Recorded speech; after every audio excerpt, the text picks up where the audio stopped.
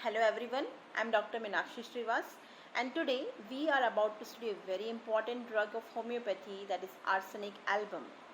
It is extensively used in homeopathy for a wide range of problems, wide range of ailments.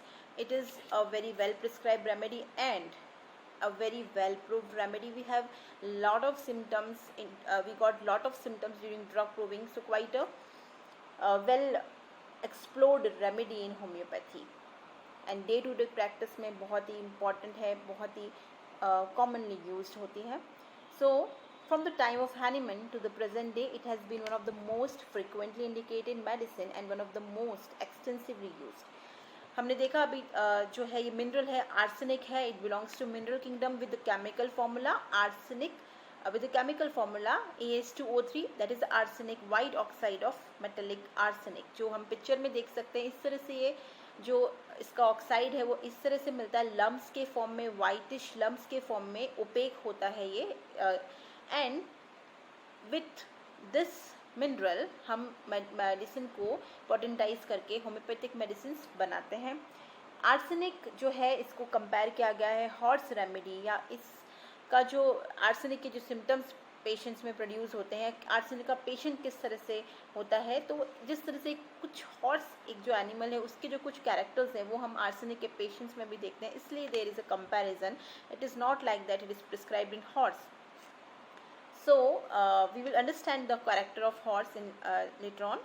So about the pathophysiology, अगर ये substance body में ingest किया जाए, apply local application हो, तो किस तरीके के फिजियोलॉजिकल या किस तरीके के पैथोलॉजिकल चेंजेस अगर टॉक्सिक डोजेज में लिया जाए ये प्रोड्यूस कर सकता है. Excuse me. So if it is applied locally, local application अगर स्किन पर होता है तो वहाँ पर ये वायलेंट इन्फ्लेमेशन करके अल्सरेशन की स्टेज तक जो है पैथोलॉजी मूव कर सकती है या प्रोग्रेस कर सकती है. There is violent inflammation with sloughing of the parts, मतलब पूरा अल्सरेशन हो जाना. अगर स्मॉल डोज में इंजेस्ट करते तो ये देखा गया है कि जो स्टमक की लाइनिंग से या गैस्ट्रिक इंटेस्टिनल जूसेस जहाँ से सिक्रेट होते हैं उनके ग्लैंड्स को सिक्रेशन इंक्रीज करता है, पेरिस्टल्सिस इंक्रीज करता है. So it has action on GIT system. If it is taken in toxic doses तब ये कुछ पैथोलॉजिकल चेंजेस भी कर सकता है, जैसे गैस्ट्रोएंट्राइटिस हो गया, मतलब कि destruction of the lining of gastric mucosa है, वहाँ पर नोजिया, वॉमिटिंग, डिसेंट्री के सिम्टम्स देखे गए हैं. हार्ट के अगर मसल्स के ऊपर हार्ट के ऊपर भी ये एक्शन करता है जिससे उसकी एक्टिविटी फीबल हो सकती है. मायोकार्डियम मसल्स पैक करके फैटी डीजनरेशन तक भी पैथोलॉजी प्रोग्रेस कर सकती है. And if it is taken in toxic doses it has action on respiratory system also, तो वहाँ पे भी रेस्पिरेशन हो या हार्ट का एक्शन हो उसको डिप्रेस करता है. इवन ब्लड काउंट या ब्लड सेल्स पे इसका एक्शन है, डिस्ट्रक्शन या डिस्ट्रक्टिव एक्शन है इसका, जहाँ पे RBC काउंट को डिक्रीज करता है. नाउ वैसे it is wide range of application है इसका, बहुत सारे सिस्टम पे एक्ट करता है. फिर भी इसका जो sphere of action, there is a good action on mucous membrane, muscular skeletal system पे है, नर्वस सिस्टम पे, GIT पे है, रेस्पिरेटरी सिस्टम पर है. Now next point which is temperament. यहाँ टेम्परामेंट जो है इंडिकेशन है आर्सेनिक रेमेडी का इम्पॉर्टेंट. टेम्परामेंट होता है nervous and restlessness. This is a great restlessness, mental and physical both in arsenic patient. और इसीलिए जो हमने प्रीवियसली जो वर्ड पढ़ा था हॉर्स रेमेडी, वो इसी लिए ये कंपैरिजन हुआ. जिस तरह से हॉर्स हमने, if you know, it is a very restless animal. Even if it the animal is sleeping, अगर वो सो भी रहा है तो it can sleep while standing and they keep moving there legs. That means कि वो एक रेस्टलेसनेस से कंपैरिजन किया कि वो सोते हुए भी एनिमल के क्या पैर चलते रहते हैं. They are very fast moving animal, काफ़ी तेज़ भागते हैं.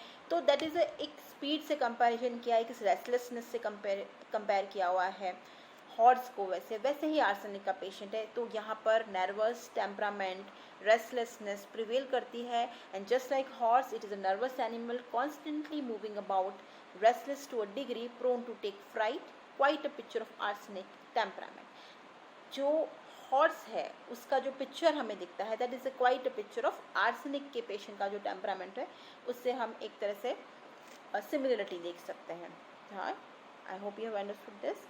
सो की नोट फीचर्स, ये रेमेडी हम बहुत डिटेल में पढ़ेंगे, फिर भी इसके जो की नोट फीचर्स आपको समझना है कि पूरी रेमेडी में वेदर फिजिकल लेवल पे, पर्टिकुलर लेवल पे, मेंटल जनरल्स पे जो चीज़ें जो which can run, which will be running through whole the remedy while we are going to study is anxiety, restlessness, prostration, burning and cadaveric orders. Patient में mental और physical दोनों level पर anxiety है, restlessness है, मतलब mentally भी mind क्या है, रेस्टलेस है, दिमाग चलता रहता है, एक शांति नहीं है ना, वो मूवमेंट या क्लाउडिंग ऑफ थॉट्स है. और फिजिकल लेवल पे भी इवन दो पेशेंट बहुत वीक भी हो जाएगा फिजिकली, फिर भी वो रेस्टलेस नहीं जाएगी. Patient wants to move, patient want to cannot sit on one place. तो ये कई पेशेंट में बहुत एलिसिड भी होता है कि उनकी तबीयत ख़राब है, वेरी वीक है, ओल्ड हो चुके हैं, बिल्कुल मूव करने की अंदर से हिम्मत नहीं, but they can not sit, they always demand कि भाई मुझे चल के जाना है, मुझे जाना है. वो बीमार हो रहे फिर भी बार बार उठने की कोशिश करना, मतलब ये एक मैं आपको समझाने की कोशिश कर रही हूँ कि रेस्टलेसनेस जो है वो किस तरह से देखने को मिल सकती है. प्रोस्टेशन है with right from the fever से लेकर कैंसर की पैथोलॉजीज ये रेमेडी वर्क करती है. तो यहाँ पर प्रोस्टेशन मार्क्ड होगा. अगर पेशेंट बीमारी के स्टेट में है तो काफ़ी थका हुआ रहेगा, बुखार है उसके साथ में थकान होगी, अगर कोई जीआईटी एलिमेंट्स हो गया उसके साथ थकान होगी, तो प्रोस्टेशन रन करता है.